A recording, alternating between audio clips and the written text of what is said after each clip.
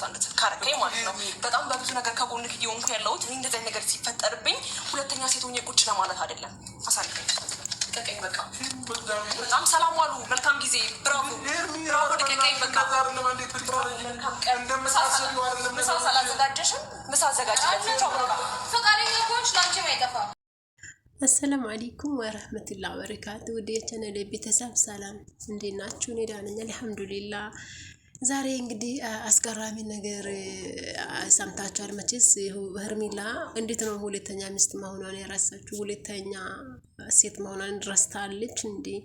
ምክንያቱም ሩታ እኮ ምንም ብትሆን እኮ የልጁ እናት ናት፣ መጀመሪያው ናት። ትዳር ምን እንደሆነ ያስተማረችው ናት። ገባሽ? ወንድ ልጅ ምማራው ለወንድ ልጅ መሐመር ምትሆነው የምታስተምረው እኮ ሚስቱ ናት። እና ያልበሰለውን አብርሽን አብስላ ትዳር ምንድን ነው?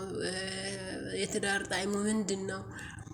ትዳር እንዴት ተደርጎ ነው ተስማምቶ መኖር የሚቻለው? የተኛው ጎንን የሚባለው መመዛዘኛ ሚዛን ያደረገችው እኮ ሩታ ናት። እና ዛሬ አንቺ ትናንት ገና ለገና መትሽ እንዴት እኔ ሁለተኛ ሴት ሆኜ ካንተ ህይወት እኖራለሁ?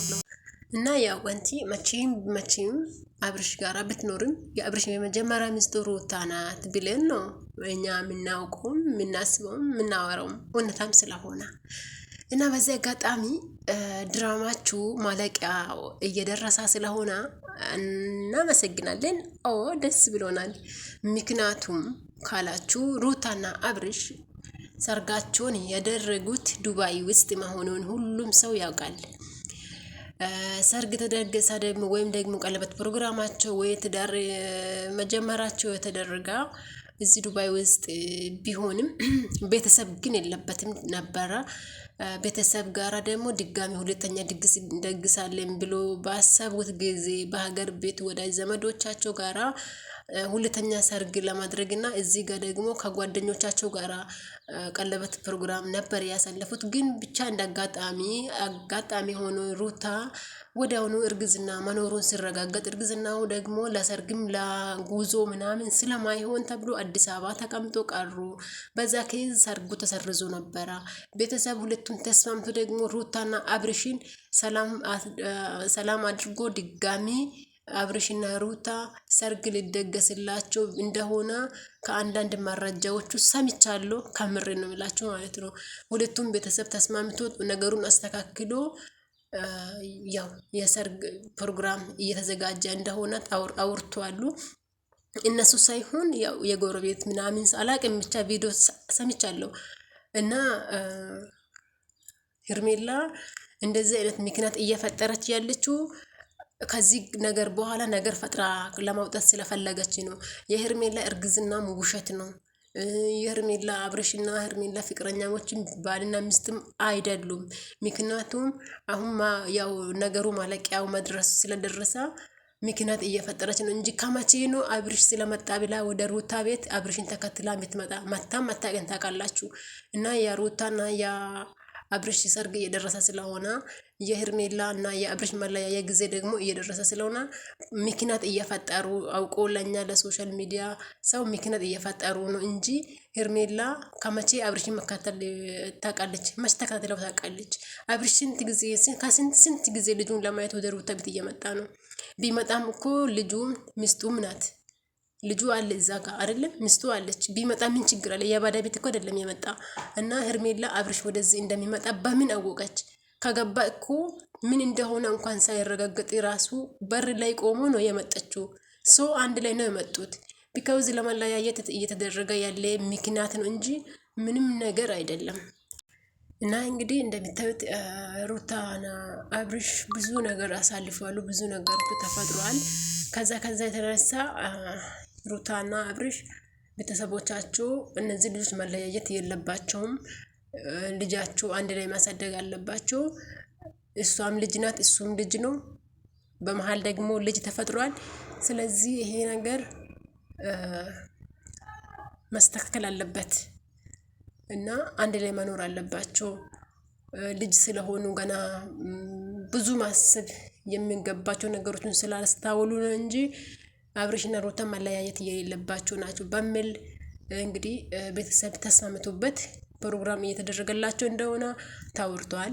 አንደኛ፣ ሁለተኛ ደግሞ አቤል ራሱ ላይፍ ላይ ገብቶ አብርሽና ሩታ መለያየቱ ተለያይቷል። አብርሽ ግን አልቻለም። ምክንያቱም በልጁ ምክንያት በቃ ልጁን ለማየት በሚሄደው ልጁን ካላየ በጣም ይጨንቀዋል። በዛ ከእሷ ጋር ያለውን ሪሌሽን ሙሉ በሙሉ መራቅ አልቻለም።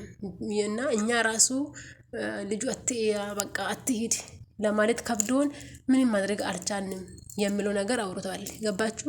የምር ነው የምላቸው የነገር በጆሮ ሰምቻለሁ ማለት ነው። እና ስለዚህ ህርሚ አንቺ አብርሽን ብታገቢው ራሱ ሁለተኛ ሚስት ነሽ።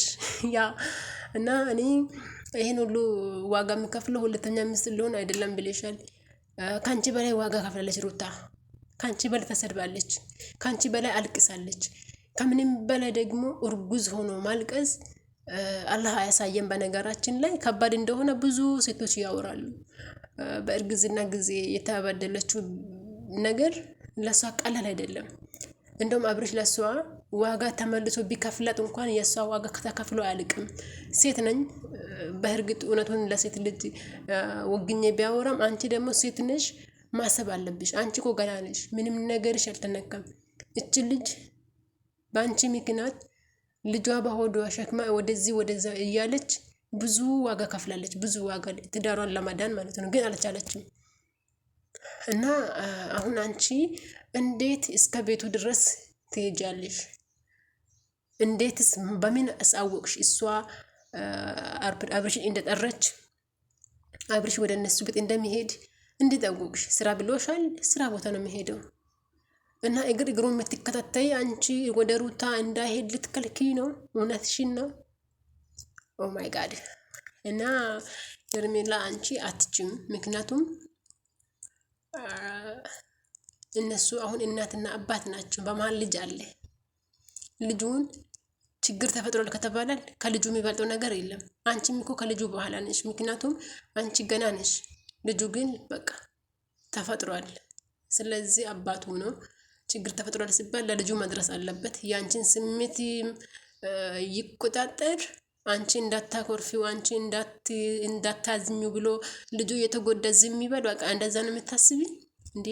ቢያንስ እኮ ዛሬ መልካምነቱን እንጂ ነገ ለአንቺ ልጅም እንደዚህ እንደሚሆንልሽ ላለው ወዶቼ። እንግዲህ እንዳላበዛችሁ ሙቤ ፍቅር በፍቅር ሆኗል ከቤቲ ጋራ ወይም ደግሞ ከማርያም ጋራ ማለት ነው። ይመቻችሁ ብለናል። ሩታዬ እና አብርሽ ደግሞ ድጋሚ ሰርግ ሊደገሱ እንደሆነ ምክንያቱም ሰሞኑን በጣም ይቅርታ እየበዛ ነው። ከዛም ከቤተሰቡ በሙሉ ሰላም ፈጥሯሉ። ከአብርሽ ጋራም ሰላም ተፈጥሯል እንደሚታዩት። ስለዚህ እነሱ ድጋሚ ሊጋቡ ስለሆነ ነው። ሄርሜላ ደግሞ ሙሉ ቤተሰብ የራሷም የአብርሽ ቤተሰቦችም ከአብርሽ እንድትርቅ አስጠነቅቋታል። ለዛ ነው እንጂ ሄርሜላ አብርሽ መኖሩን በምን አውቃ መጠች? እና ይመቻቸው። ለማንኛውም ሼር፣ ላይክ፣ ሰብስክራይብ ማድረጋችሁን እንዳትረሱ። ወዳችኋለሁ።